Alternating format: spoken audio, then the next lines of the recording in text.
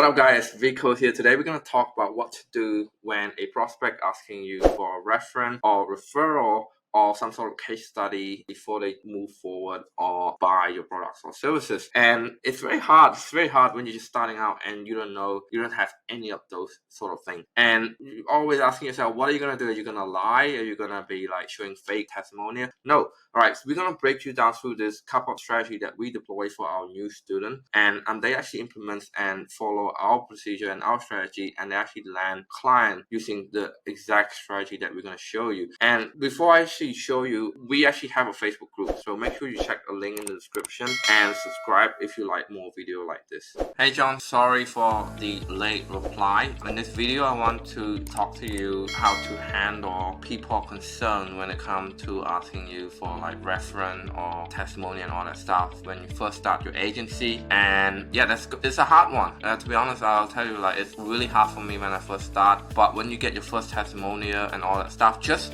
like giving like the whole rundown and the whole mindset is that right now we have so many testimonials for real estate agent, and sometimes we still didn't close people. Like we don't have 100% closing rate. Right? Just letting you know that testimonial isn't everything. Like it really isn't everything. Like sometimes you can shove 100 testimonials into people's face and they still like didn't buy from you. They have their own reason, right? Just like you need to keep this at all time in mind.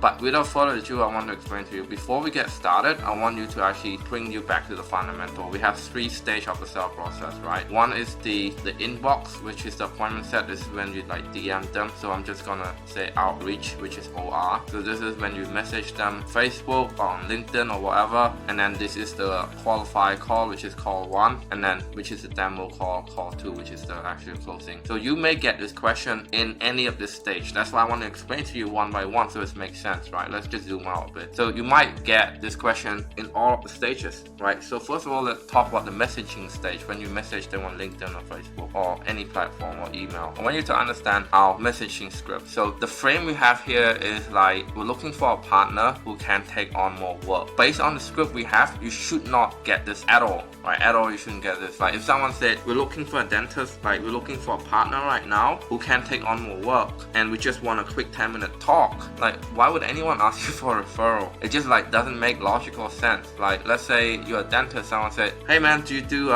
teeth whitening? They said yes, and you said, okay, we're looking for a dentist right now who can take on 20 to 30 teeth whitening client that willing to pay 3 or 5k in for their retainer. And then you said, well, no, I need to check your referral. Like you never get it on this stage. So it's very unlikely that you get it at this stage. So if you get it, there's probably something wrong that you do. Like 90% you wouldn't get anything like this unless they go look at your profile and then like check you out, say, oh, this is the right thing, and it's just very unlikely that you even get this objection on this stage, right? So let's just leave this one out of the way. You may get, now this is the chance is really increased at this stage. This is like, I say like most of these objections come from the call 1 stage, right? Where they actually try to understand and see who you are, like just suss you out. If you fail this, it'd be hard to get them on call 2. So the frame you want to do this is that you want to have a frame of asking question. And if you ask really good question, and once they let you ask question and you ask really good question and you position yourself as a professional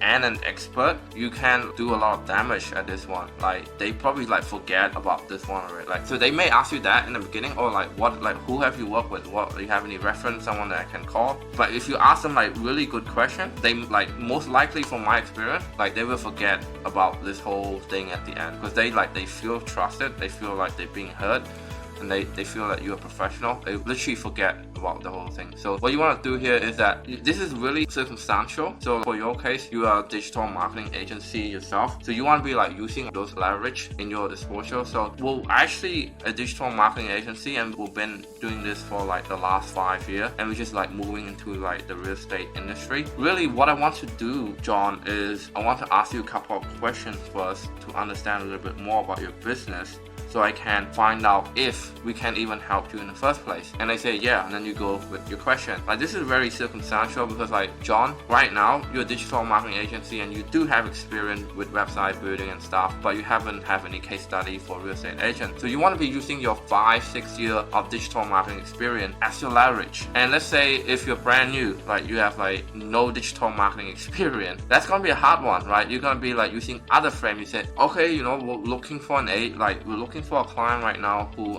looking for a 7-day trial in exchange for the testimonial, right? That's sort of like a free trial. But you know, or you can just do, there's a lot of angle you can go with this depending on what leverage you have to say without being like lying to them. Okay, you can say a lot of leverage based on your experience. Like, even let's say you never done anything before, but you finished like a really high-end university degree. So, you know, I just like finished 4 years in digital marketing degree in University of New South Wales, and we're looking for a client right now to implement this new strategy. So you can like say stuff along this line, but you just like say it with one sentence and you flip the script to asking question, and make sure that you ask really good question. And then I can assure you that you normally forget about this at the end of the call, and this call is like around 15 minutes anyway. So let's move on to this stage. This is gonna be a different objection, right? So this is when you actually build a relationship, you talk with them for an hour, and you tell them the price. So like they're pretty much comfortable with you, but then they actually ask you for a referral. So this is gonna be a very hard one because there's money involved at this stage. You can't really frame with asking question and all that stuff. So the frame you want to ask here is, and the frame you want to go here is like more of a probing frame, right? So if say you have any referral that I can talk to, and you want to probe like really deep at this stage, you know,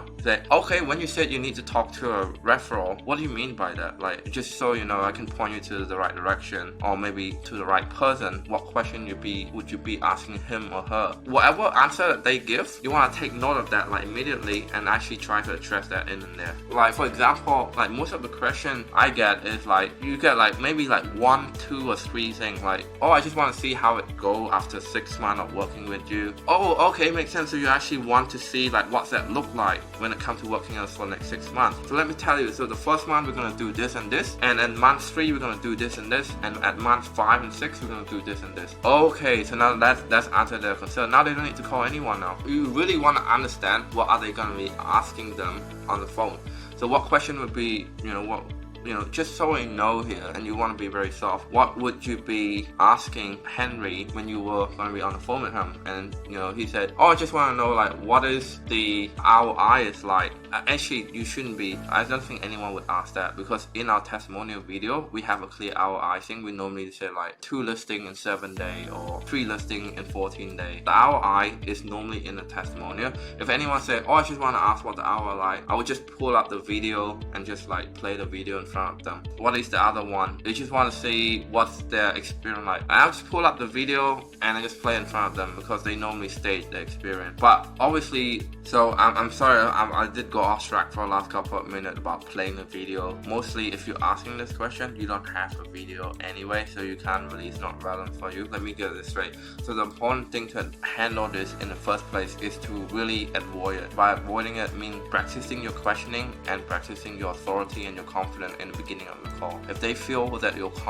you're an expert, you're a professional, you're confident, they wouldn't be having this objection. When someone needs to talk to someone else, it's a lack of trust and a lack of certainty, and you want to eliminate that as far as possible. Let's say you don't have any case study and you don't have any testimonial. You were just going to like tell them the truth, like tell them for looking for someone to do a trial with, right? And a trial doesn't necessarily have to be free trial. You should be value your time, right? So what I do is I check in a 30-day trial for like half the price or for whatever. Just get them to do a trial, and it's a paid trial for your setup. You really want to be avoiding this by really positioning yourself and all that stuff. But the frame we can go about this is looking for a trial, and just use it as a trial thing. It's gonna be a 30-day trial for $9.97, and that's absolutely have no risk, because you don't have to continue if you don't like it, and it's gonna be guaranteed, all your money back, right? Money back guarantee if you don't hit certain KPI, which is like 30 lead or 20 lead. That's what we have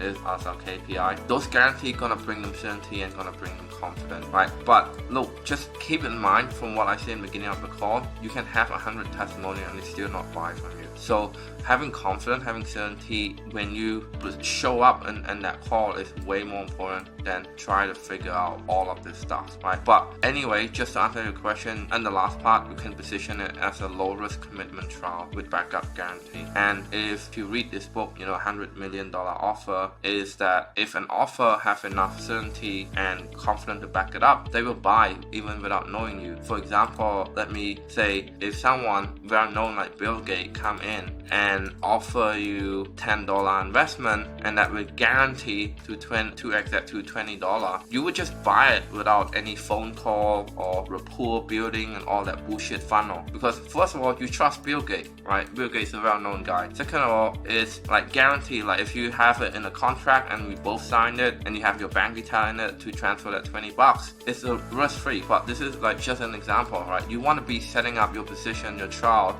as a professional as it is. Like you try to be like, toward that Bill Gates spectrum as much as possible, and you want to be making it as guaranteed as possible from your power. Anyway, hope this makes sense. You want to be probing, and when you're probing, you want to be emphasized on your guarantee and on your trial. So the guarantee has to be firm, has to be strong, has to be promising, and the trial has to be risk-free, right? As lower as possible in terms of risk. Money back.